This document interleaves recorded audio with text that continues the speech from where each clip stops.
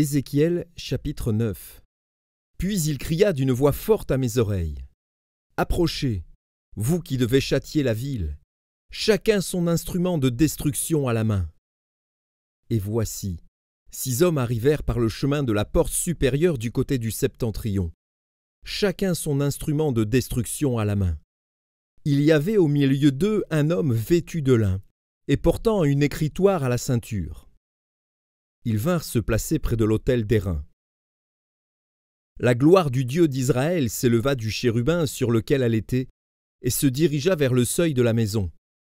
Et il appela l'homme vêtu de lin, et portant une écritoire à la ceinture.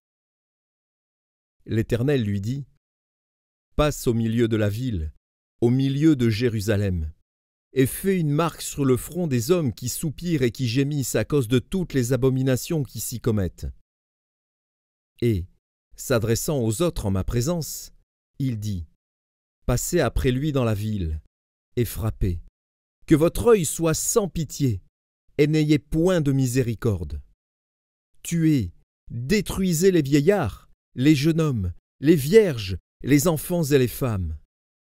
Mais n'approchez pas de quiconque aura sur lui la marque, et commencez par mon sanctuaire. Ils commencèrent par les anciens qui étaient devant la maison. Il leur dit : Souillez la maison, et remplissez de morts les parvis. Sortez. Ils sortirent, et ils frappèrent dans la ville. Comme ils frappaient, et que je restais encore, je tombai sur ma face, et je m'écriai : Ah, Seigneur éternel, détruiras-tu tout ce qui reste d'Israël en répandant ta fureur sur Jérusalem ?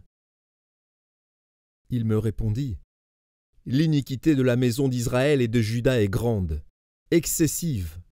Le pays est rempli de meurtres, la ville est pleine d'injustice, car ils disent : L'Éternel a abandonné le pays, l'Éternel ne voit rien.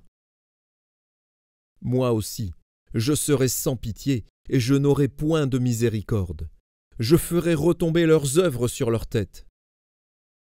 Et voici, l'homme vêtu de lin, et portant une écritoire à la ceinture, rendit cette réponse : J'ai fait ce que tu m'as ordonné.